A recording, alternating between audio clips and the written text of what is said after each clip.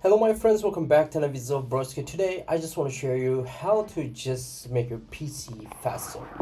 And it's very easy. I got a lot of problems on my PC and just fix it with this program from the Microsoft Store which I downloaded, and it's completely free. You can use it just by downloading and install it to your PC.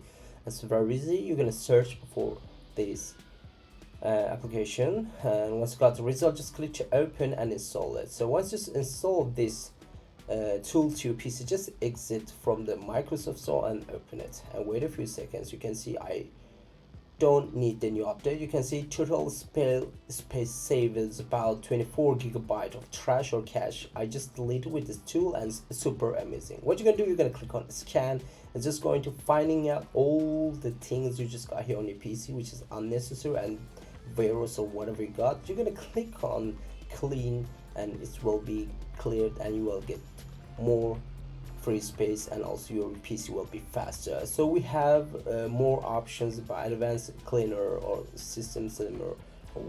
You can try them all. It's a completely free tool. You just got from Microsoft Store.